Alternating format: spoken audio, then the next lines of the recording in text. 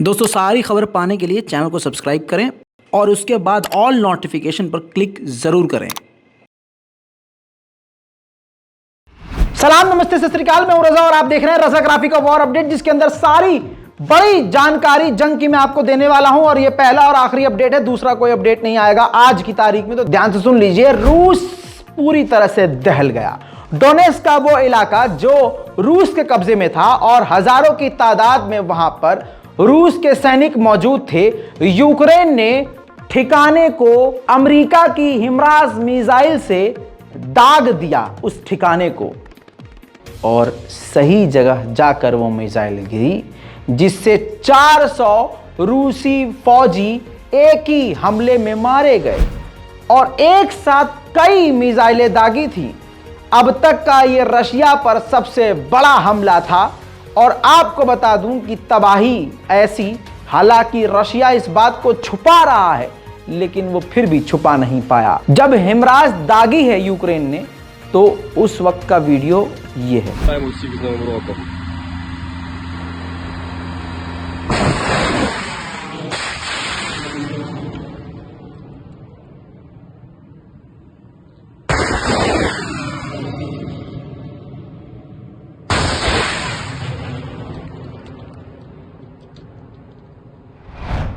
अब दोस्तों आप कहेंगे रजा भाई आपने वो वीडियो दिखाया जिसमें, तो भाई एक वीडियो है, लाशों के टुकड़े हैं, मैं दिखा नहीं सकता, वरना ये वीडियो यहीं बंद कर दिया जाएगा यूट्यूब के द्वारा। लेकिन आप ये समझ लीजिए कि 400 रूसी सैनिक मारे गए, तो ये हमला कितना बड़ा होगा। हालांकि रशिया ने सोचा, रशिया बहुत चालाक है, वीडियो जारी नहीं कर रहा है, खबर को दबा रहा है, लेकिन हमला इतना बड़ा था कि उसने मान लिया कि हाँ हमारे 63 फौजी मारे गए हैं। और ये रूस सीधा सीधा छुपा रहा है और झूठ बोल रहा है, क्योंकि इतने बड़े हमले में 63 नहीं, कम से कम 300 से 400 मारे गए हैं। वहीं रशिया ने ऐसे लग रहा है कि कदम पीछे घसीट लिया है।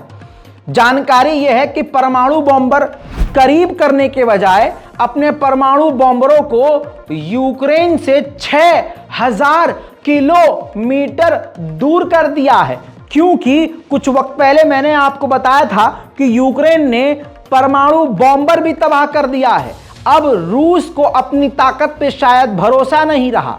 अब रशिया को यह डर है कि हमारे बेस पर और परमाणु बमों पर भी हमला किया जा सकता है। इस वजह से इतनी दूर परमाणु बम अपने तैनात कर दिए हैं, रख दिए हैं संभाल के, कि वहां पर ड्रोन आसानी से यूक्रेन का ना पहुंच सके और कोई मिसाइल भी ना पहुंच पाए। वहीं बात करें रशिया की, तो रूस के सैनिक सांता क्लॉज के लिबास में बमबारी करते हुए पाए जा रहे हैं, तोप चलाते हुए देखे गए हैं।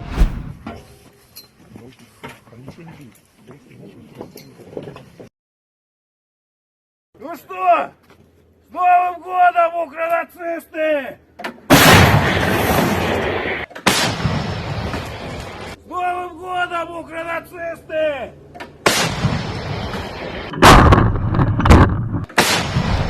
कम यूक्रेन भी नहीं है, यूक्रेन का तो फाइटर पायलट सांता बनकर, मुझे अच्छा लगा, मजा आया। जंग में भी देखिए मजे ले रहे हैं, देखिए।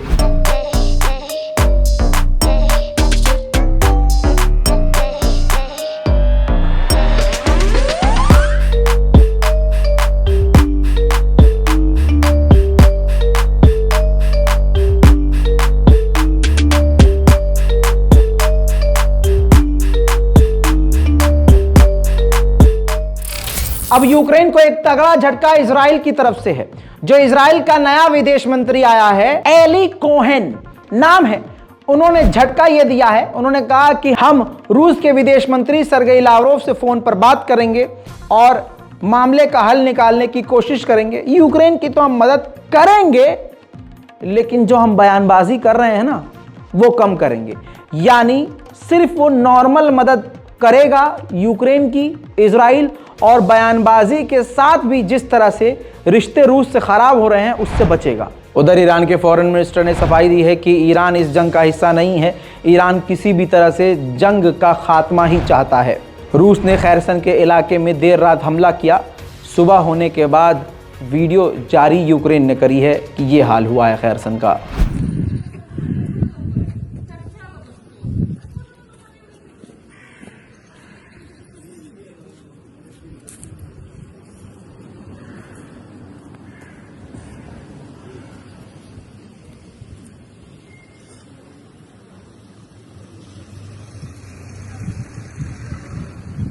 वहीं रशिया श्रीलंका से बात कर रहा है कि श्रीलंका अगर मान जाए तो श्रीलंका के अंदर मिनी न्यूक्लियर पावर प्लांट बनाएगा रूस। वहीं दोस्तों, रूस के पूर्व राष्ट्रपति और व्लादिमीर पुतिन के दोस्त दिमित्री ने कह दिया है कि जिन लोगों ने इस देश से गद्दारी की है, जो विदेश जाकर दूसरी जगह जाकर रूस के खिलाफ बयानबाजी कर रहे हैं, उनको अब रूस में कभी घुसने नहीं दिया जाएगा। दोस्तों, इन पिछले कुछ महीनों में 72 मरतबा रूस की मिलिट्री फैसिलिटी में आग लगी है।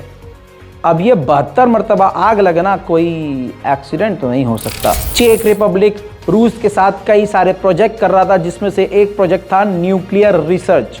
न्यूक्लियर पर कई तरह के शोध और रिसर्च चेक रिपब्लिक, जो अलग देश है, वो रूस के साथ कर रहा था। इस जंग की वजह से पूरी तरह से रूस से चिढ़ गया है और सारे के सारे प्रोजेक्ट्स को टर्मिनेट कर दिया है। उधर रूस ने यूक्रेन पर गुस्से में खतरनाक और हिंसक तौर पर तोपें दागी हैं।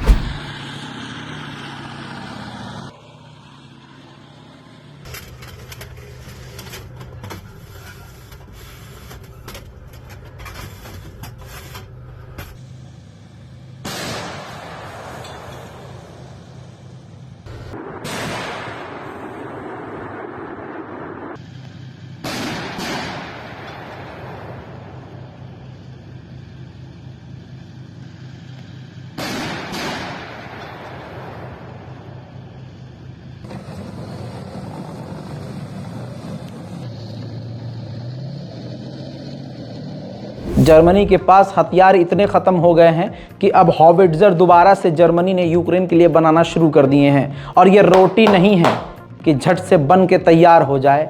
आप समझिए कि ये जंग कितनी लंबी चल सकती है। वहीं दोस्तों, रूस के एक गवर्नर ने बड़ा बयान दिया है और पुतिन छुपाना चाह रहे होंगे, लेकिन उन्होंने नहीं छुपाया। रूस के एक गवर्नर ने बताया है कि हमारे इलाके में हमारे बिजली के संस्थानों को नुकसान यूक्रेन ने ड्रोन के ज़रिए पहुंचा दिया है। उधर कोसोवो की टाएं फिश हुई पड़ी है। कोसोवो और सर्बिया एकदम जंग के कगार पर हैं। तो कोसोवो के प्राइम मिनिस्टर ने नाटो से मदद मांगी है कि नाटो के और भी मिलिट्री हमारे देश आ जाएं तो हमारे लिए ज़्यादा अच्छा होगा। ईरानी ड्रोन का लगातार इस्तेमाल रूस कर रहा है। यूक्रेन ने फिर से बताया है कि 24 घंटे में हमने 22 ईरानी ड्रोन को, जो रूस इस्तेमाल कर रहा था, मारकर गिरा दिए हैं। वहीं दोस्तों, आपको बता दूं कि यूक्रेन के कीव के इलाके पर रूस ने हवाई हमला किया, जिसमें कई क्षेत्र तबाह हो गए हैं।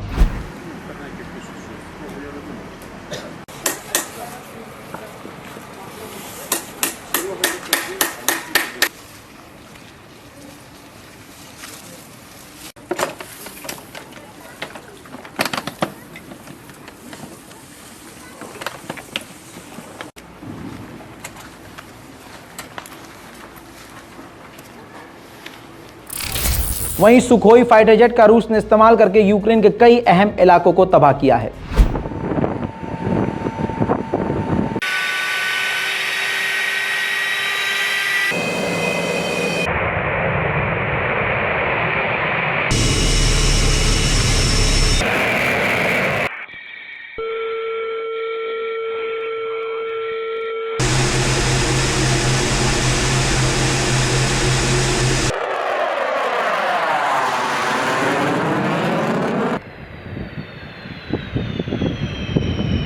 दोस्तों, इस पूरे वॉर अपडेट में आपकी राय क्या है, नीचे कमेंट में लिखना मत भूलिएगा। रिपोर्ट को शेयर कीजिए, दुआओं में याद रखिए। जय हिंद।